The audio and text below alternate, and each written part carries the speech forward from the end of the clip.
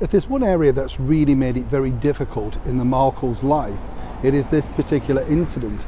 But now, how are they going to deal with it? And more importantly, what are the palace going to do next?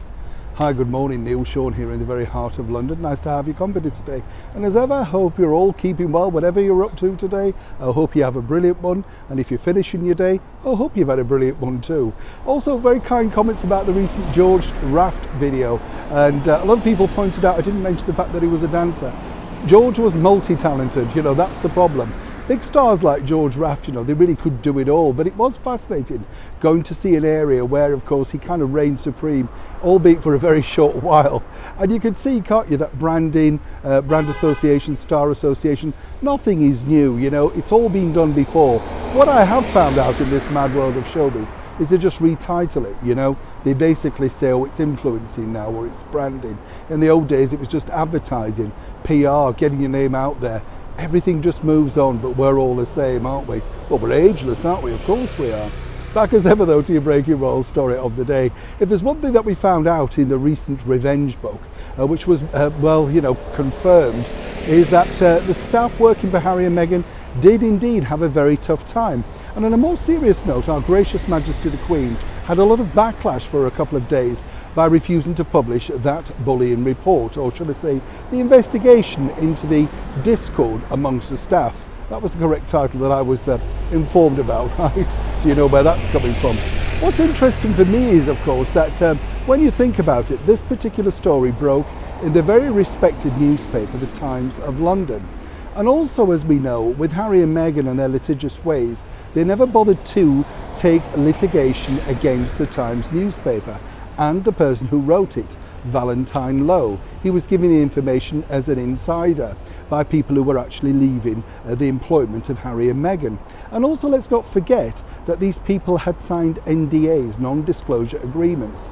But the bigger story is this: why has nobody come forward or indeed wanted to verify that? And that's been the biggest problem for the palace. Let me explain. When you have a situation like that, you really do need people to come back or go on record. And as we now know, many people left the employment of the palace and went halfway around the world. So traumatised, I was told, by the incidents of working for Harry and Meghan they were. And as ever, we have to point out, allegedly. But what's interesting, I find, about this particular story is that they simply couldn't get anybody to come back. Now, when I delved a little bit deeper, what was interesting, I found, was that they truly did find their time, working with the ex-royals very difficult. Now, you could take it from both sides and say, well, if you look at it from the perspective of Meghan Markle, she's come into the royal palaces, expects things to be done like they would be done in LA or Hollywood, whichever terminology you want to use. And of course, it's simply not. The royal palace is run on a very regime sort of slowness. Everything's taken their time. The people that work in these positions tend to be from very high, well-bred families. They're not the go-getters, the finger-snapping, I want it now or else you're fired sort of people. It simply doesn't work like that. So moving forward, that is the reason why we can tell you first here on the show why the palace really wanted to refuse to print what they'd found out about the campaign, shall we say. And also, yes, there is a tinge of the fact that they don't wish to antagonise Harry and Meghan any further, because they know that then they would go back on screen at some point, go into a print or leak it through the media to make sure that they got their version of events coming out. As we famously know, of course, our wonderful monarch did say that now, very quotable line, recollections may vary, and how right she was. But according to people that worked there and still are amongst some of the most senior staff, a lot of people, particularly who were working directly with Meghan, and as ever we have to say allegedly, felt so traumatised that they just quit the entire job, couldn't cope with it. It wasn't anything that they'd experienced before. Now, one might say, well, why didn't Prince Harry step forward? He would have known the form, what truly goes on within royal circles. Seemingly, he didn't bother either. And according to a very good source, at points was even worse than Meghan, allegedly.